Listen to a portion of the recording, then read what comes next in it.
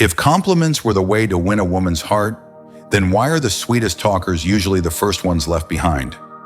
No one tells you that because they want you to believe being kind is enough, that being sweet, caring, thoughtful will make her choose you. The truth? The more predictable you are, the easier it is for her to walk away. Not because you're bad, but because you carry no gravity. An attractive man doesn't say what everyone else says. He doesn't flatter. He doesn't compliment to be loved. He observes. And when he speaks, every word lands like a stone. Solid, heavy, real. Not because he's good with words, but because he's present, fully, in every moment. She feels that, and she remembers. Marcus Aurelius once wrote, "He who is not swayed by appearances has mastered himself." Women don't go crazy when you say, "You're beautiful." They go crazy when you say what no one else dares to say, in the voice of a man who needs nothing from them. And there are 3 sentences. Most men never learn them. Most aren't grounded enough to speak them. But if you dare, they will make her remember you longer than the ones she once loved. Are you ready? Because once you say these words, even your silence starts to carry weight. Montarm, you're dangerous. And I like that. Say this to a woman, and she'll either remember you forever, or she won't know how to respond. Because almost no one ever says that to her. Not because it's rude, but because it's real. And the real always startles people. Most men, when faced with a beautiful woman, choose the safe road. Software predictable. They say, "You're so pretty. You're really smart. I like how you talk." Not wrong, but no different from the hundreds of compliments she's heard before. Each one like dust, falling, fading, leaving nothing behind. You want to stand out? Stop repeating what weightless men always say. Look at what they never dare to touch. She's not just beautiful, not just sharp. She's dangerous. Dangerous because she knows who she is. Dangerous because she's not easily led. Dangerous because there's something in her eyes that cannot be tamed. And that is what pulls you in. When you're present enough, still enough to observe instead of react, you'll see. She's not looking for a man she can predict. She's looking for one steady enough not to be swept away. And when you say, "You're dangerous," and I like that, you're not flirting. You're speaking to the part of her she hides from the world. This isn't just a compliment, it's a test, a mirror, because her reaction will tell you everything. If she pulls back, maybe she's not ready to be truly seen. If she holds eye contact, you've touched the right frequency. Instinctive psychology says this: when a woman meets a man who sees the dangerous part of her and doesn't flinch, she feels drawn in because it's rare, because it's real, because it says, "Finally, someone sees me without trying to fix me." Epictetus once said, "It's not what happens to you that disturbs you, but how you interpret it." Most men see a woman's strength, her fire, her unpredictability, and they shrink. They try to calm it, to fix her. But the man with strength doesn't fix. He sees, and he holds, because he doesn't need control to feel safe. He is the tree in the storm. No need to dodge the wind. He doesn't burn from fire because he is fire, refined into light, no longer just reaction. A grown woman won't judge you by how clever your words are. She'll judge the stance you speak from. If you tremble, you lose. If you fake indifference, you lose. Only when you are real, grounded, needing nothing from her, only then will your words carry power, and she won't forget. You're dangerous. That's how you give her permission to be fully herself. And I like that. That's how you show you can handle not just her light, but her darkness too. No noise, no explaining, just one sentence, sharp, deep, director. But if you think it's only the danger that makes you lose control, then you've never stood in the middle of chaos and thought, "This is beautiful." Because sometimes what pulls you in is not the fire, but the chaos she creates, like it's an art form. 2, you make chaos look like art. Have you ever met someone who, the closer you got, the more confused you felt? But the farther you pulled away, the emptier it felt. She doesn't create drama. She is drama. Not on purpose, not by design. She simply lives by the rhythm inside her, even if no one else understands it.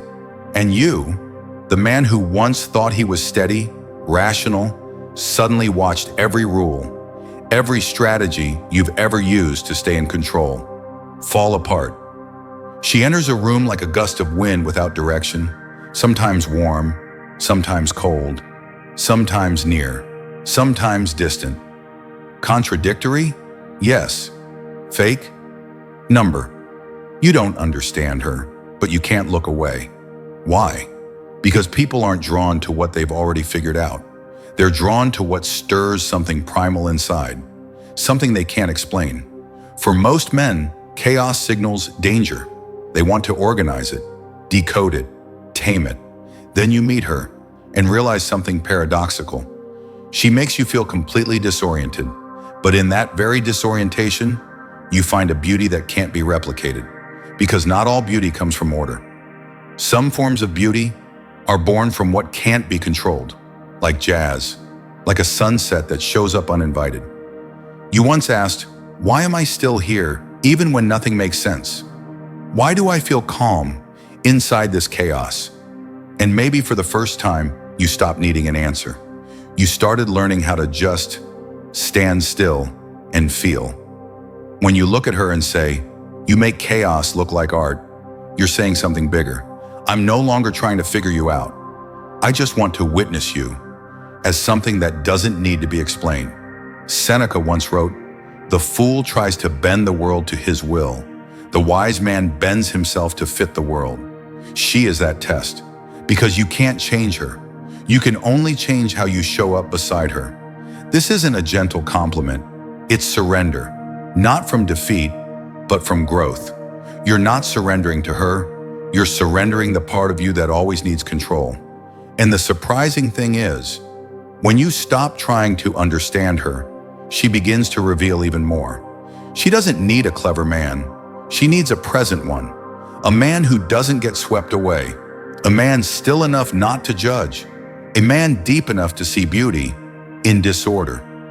When you say those words, she knows. You're not looking at her surface. You're seeing the current inside her and calling it art. Not everyone has the eyes for that, but once you see it, you never forget it. And if right now you feel like everything's spinning too fast, off script, off plan, remember this. Real emotion never comes from your comfort zone. It shows up when you lose direction and don't want to find your way back. Because sometimes what moves you the most isn't light. It's a soft chaos you no longer have a reason to resist. And when that happens, only one sentence remains. I don't know what you're doing to me, but I'm not going to fight it. 3. I don't know what you're doing to me, but I won't fight it. There's a moment in every real connection where logic stops leading. And if you're a man, that moment can scare you. Not because you're weak, but because you lose direction. She's not controlling you. She's not manipulating you. She's just present. And that alone, unarmed, without reason, pulls you out of the safety you once knew. You used to be in control, the script, the setup, the emotional distance. But now, you find yourself thinking about her when you weren't planning to. You remember the tiniest expression in a moment that didn't seem to matter. You start to drift off your usual axis. Your first instinct? Resist. Pull back. Tell yourself, don't lose the lead. Because you were taught, if you feel too much, you're weak. If you admit she affects you, you lose value. But the more you resist, the less real you become. And the connection, which began from something deep, starts to break rhythm. Have you ever been there? Fully aware you're being pulled in, but secretly hoping it doesn't stop? You want to understand, but also preserve the mystery. There's another way, not to control, not to run, but to acknowledge without losing yourself. And in that moment, you can say, I don't know what you're doing to me, but I won't fight it. That sentence isn't soft. It isn't submission. It's a rare kind of strength, the strength of someone willing to accept without needing to possess. Because a truly grounded man is not one who never moves. It's one who can tremble without falling, feel without panic. Marcus Aurelius once wrote, "If you're distressed by anything external, the pain is not due to the thing itself, but to your estimate of it, and this you have the power to revoke at any moment." You're not in pain because she threw you off balance. You're in pain because you're resisting your own truth, a truth that, if you had the courage to let in, could take you deeper than any emotional strategy ever could. You no longer need to understand her. You don't need to explain what's happening. You just need to be still and feel yourself while everything inside you shakes. You're not surrendering to her. You're surrendering to the old version of you. That believed control equals strength. And women sense this instantly, not through words, not through actions, just by your presence. Because what she's looking for isn't perfect logic. It's real emotion, spoken from a man who doesn't need anything from her to stay whole. A man unafraid to say, "I can't control this, but I'm steady enough not to run." Sounds like a contradiction, right? That letting go might be your strongest moment. That not resisting might be where the deepest connection begins. This isn't weakness. This is presence. "I don't know what you're doing to me." That's an admission, without fear. "But I won't fight it." That's a choice, without dependency. And that is what she remembers. Not because you held control, but because you were real, in a moment where most men lose themselves. Know this, not everyone who loses control is weak. Only those who fear feeling never get to touch something deep. Remember this, it's not your words that make her feel you. It's you behind the words. She doesn't react to language. She reacts to energy. Every compliment, every sentence is just the shell. What truly touches her is the truth inside it. You can memorize 100 perfect lines, but if you speak from a mind that craves approval, she'll know. And if you speak from calm, with no need, no explanation, she'll know that too, immediately. Have you ever said something, not to be agreed with, but just to be real? And you remember, it was the silence after you spoke that echoed louder than any reply? That's the moment you touched your truth, with no need to control it, no performance, no chasing an outcome. She's not looking for a man who speaks well. She's looking for a man who doesn't flinch from the truth, even when the truth doesn't work in his favor. If you still want to manage her emotions, still fear losing control, still use words to negotiate your feelings, then no matter how good your lines sound, they won't hold weight. But if you say, "I see you, I don't need you to change, I'm still here," then every word, however soft, lands with power.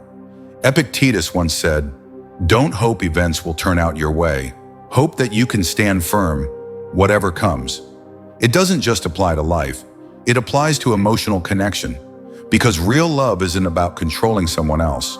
It's about mastering yourself in the middle of everything you can't control. You want her to feel you. Stop trying to perform. Stop trying to understand. Just be present and real. A woman who feels deeply is not searching for a man who gets every step right. She's looking for a man who stands strong in the unknown. Who were you before she arrived? Can you stay grounded if she walks away? Can you speak the truth without needing it to be understood? That is the test. If you're solid enough, still enough, then those 3 compliments you just learned aren't tricks anymore. They become a mirror, reflecting your inner strength. She doesn't go crazy for sweet words.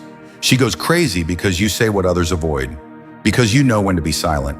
And when you speak from a place you respect within yourself. In the end, you don't have to chase love. You just have to become the kind of man love can't ignore. If this resonates with you, keep it, sit with it. And when you're ready, try this. Choose someone. One moment, one real sentence. Say it without fear of being misunderstood. If this video made you stop and reflect, hit like. If you want to keep growing into a man of depth, subscribe. And if someone you know needs this, send it to them. Because sometimes, one sentence, spoken at the right moment by someone truly present, can change how a person loves and how they live. See you in the next video, where we won't just talk about love, but about the inner freedom modern men are quietly losing.